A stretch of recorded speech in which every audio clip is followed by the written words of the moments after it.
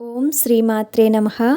అరుణాచలం, కాంచీపురం, తిరుమల ఈ ఆలయాలకి ఎలా వెళ్ళాలి, ఎక్కడ ఉండాలి, మేము ఎక్కడ ఉన్నామో ఇదంతా కూడా ప్లేలిస్ట్ రూపంలో మీకు అర్థమయ్యేలా ఉంది. ఎవరికైనా అది ఉపయోగపడుతుందేమో చూడండి. దీని ముందు వీడియోలో తిరుమలలో కళ్యాణోత్సవం గురించి తెలియచేశాను.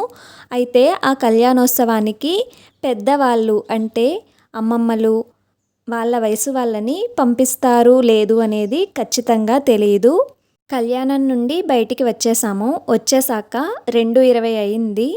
అయితే నేను ముందుగా 300 రూపాయల టికెట్ తీసుకున్నాను కదా స్పెషల్ దర్శనానికి.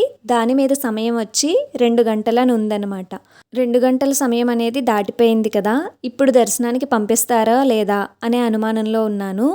ఇంకొకటి ఏమిటి అంటే అక్కడ వాళ్ళని అడిగానమాట, దర్శనం చేసుకుని వస్తారు కదా వాళ్ళని, దర్శనానికి ఎంత సమయం పడుతుంది అంటే వాళ్ళు 3 నుంచి 4 గంటలని చెప్పారు.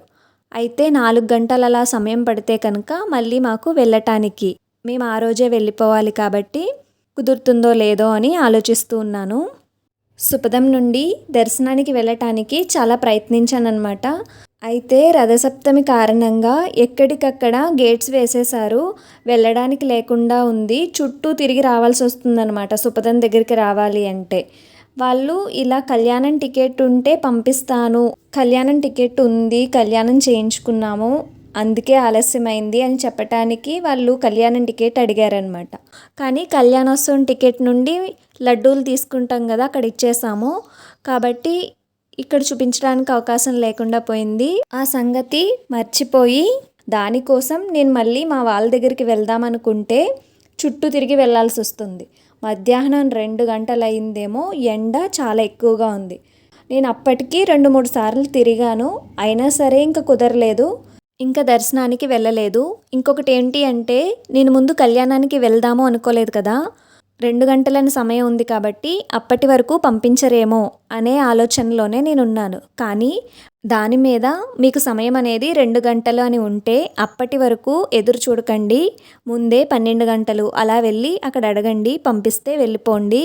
ఆ రోజు సాయంత్రం 5:30 ఆ సమయానికి మాడవీధుల్లో స్వామివారి ఊరేగింపు అనేది ప్రతిరోజు జరుగుతుంది సాయంత్రము. అది చూడటానికి తిరుమల కొండ మీద ఉన్న జనమంతా ఒక్కసారిగా ఒకే ప్రదేశానికి, వరాహస్వామి ఆలయం ఉంటుంది కదా అక్కడికి వచ్చేస్తారు. మొత్తం తిరుమల కొండ మీద ఎంతమంది దర్శనానికి వెళ్ళిన వాళ్ళు కాకుండా మిగతా అంత జనం కూడా అక్కడికి వస్తారనమాట. అదంతా చూడటానికి, అలానే స్వామివారు ఊరేగింపుతో వస్తున్నప్పుడు ఆ వైభవం ఎంతో అందంగా ఉంటుంది. అదంతా మీకు ఇక్కడ వీడియో రూపంలో చూపిస్తాను, చూసేయండి.